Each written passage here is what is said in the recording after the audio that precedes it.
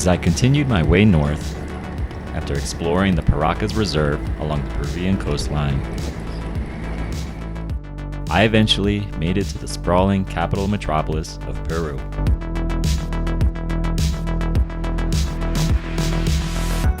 Perched high along the cliffs overlooking the Pacific Ocean, this city offers some of the best world-class cuisine, impressive colonial-era architecture, and a rich cultural foundation influenced by indigenous, Spanish, and Asian traditions. After spending about 2 weeks here, I want to share some of the places I've been, a few tips on how to get around town, and just enjoying the coastal atmosphere I missed during my long travels inland. Welcome to Lima.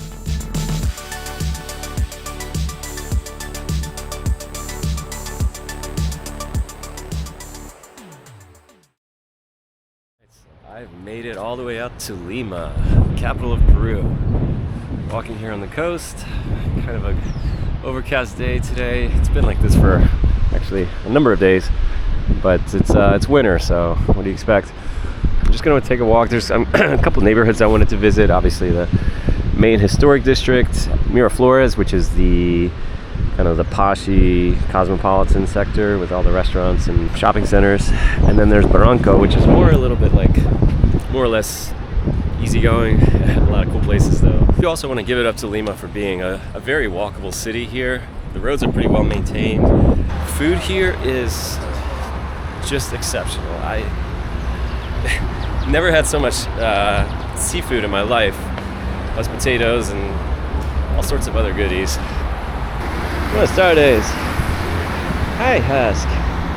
Hi, my baby. Hi, my baby. It's okay, my baby. No, I know. Thank you so much. Amazing. Met Tim. That's Shakira, by the way. So Denali's distant cousin. Waves here are very, very gentle, very easy, very predictable too. Good place to learn. Surf.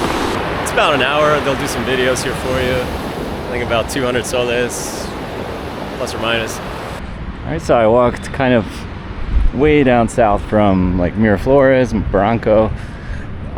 Here's kind of more of like a little fishing village. You can see all the boats down there. Still on the cliff. Unfortunately, there's quite a bit of trash. But here is actually where, or at least I was told, where some of the freshest seafood for ceviche is. I found a little authentic spot here by the water. They already hooked me up with a whole plate full of chichas. So prices here are unfortunately a little higher than I thought, but we're gonna do it anyway. Yeah. So we got some leche de tigre, we got some pure ceviche, muchas gracias, and of course we got arroz con moriscos. Let's go. I do want to show that yes, Lima does have beaches. Here, some sand, we got some umbrellas, we got some little shops and stuff that they have.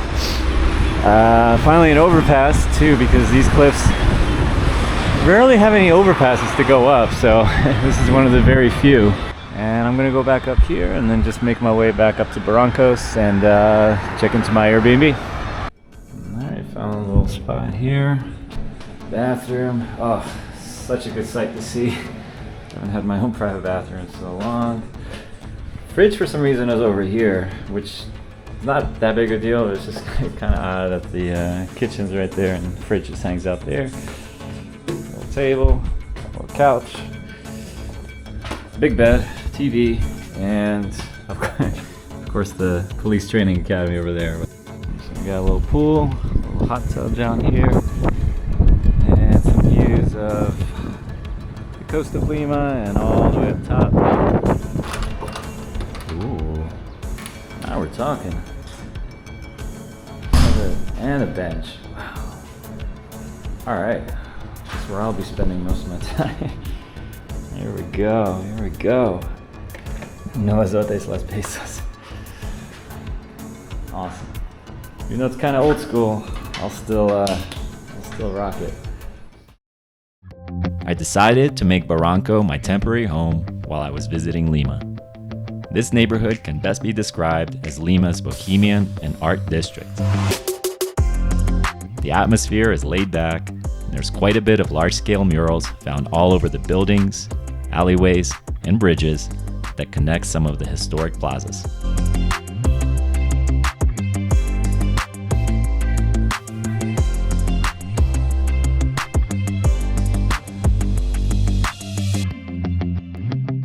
The nightlife thrives with several live music venues, cocktail lounges, and peñas offering traditional Peruvian folk performances. It's also home to some of Lima's best restaurants and coffee shops that are fairly easy to find. It's also famous for the Puente de los Suspiros, commonly referred to as the Bridge of Sighs, and is a romantic landmark surrounded by street art and coastal views.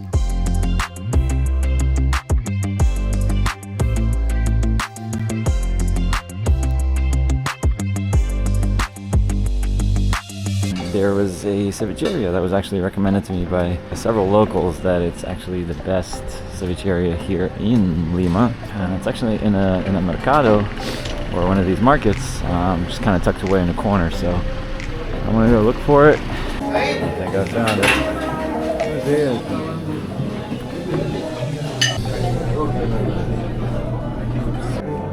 The fish is super soft. We got some octopus, shrimp, fish, of course, and all the mixins.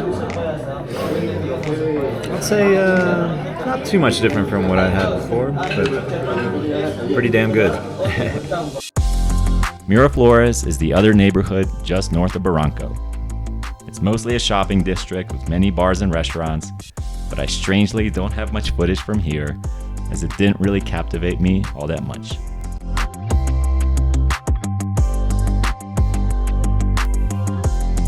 There is a Central Park area, named after John F. Kennedy, that seems to be run by a mafia of cats that walk freely and are all well taken care of.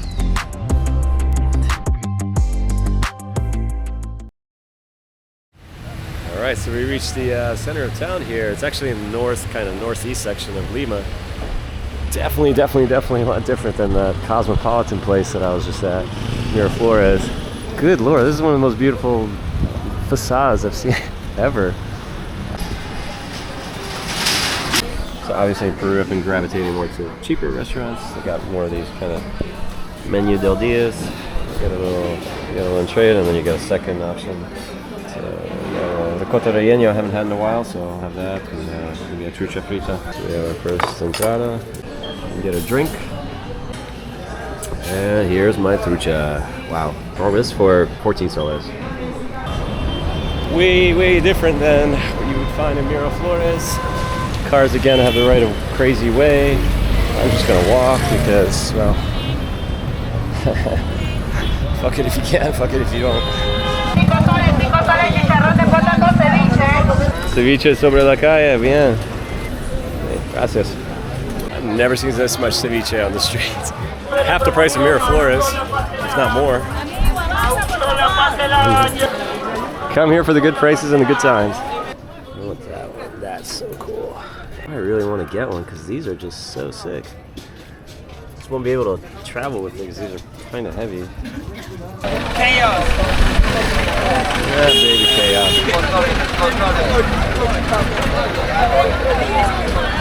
Everything's so cheap.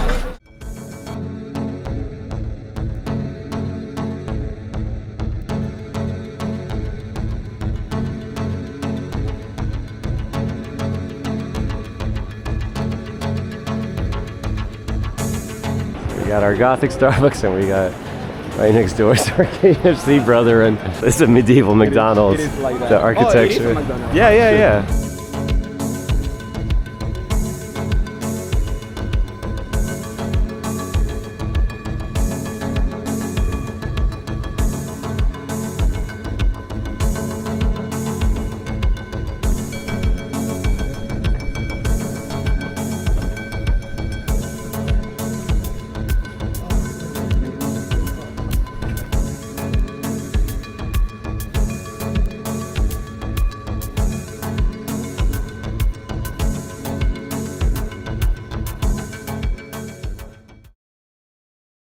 heading back down to Miraflores.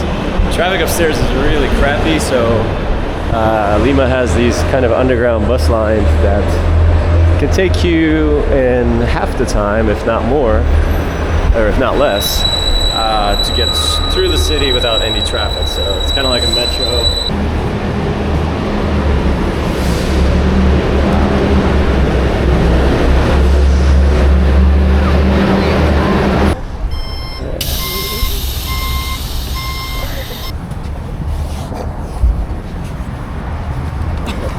So tight. Well, I wouldn't exactly call that the most effective method of transport, but gets the job done. You got a lot less traffic. Man, are you sandwiched with so many people? Like that, we're back in Miraflores. It took about 15, maybe 20 minutes, as opposed to, I think it might have taken maybe an hour, if not more, to get out here. But you can see why tourism, unfortunately, is gravitated towards this little spot. Thank you guys for watching my short video on Lima. In my next installment, I travel back to the Andes Mountains to do an 8-day expedition on the Whitewash Circuit. Truly one of the most impressive and eye-opening landscapes I've ever seen, and would love to share my first-hand experience. See you next time.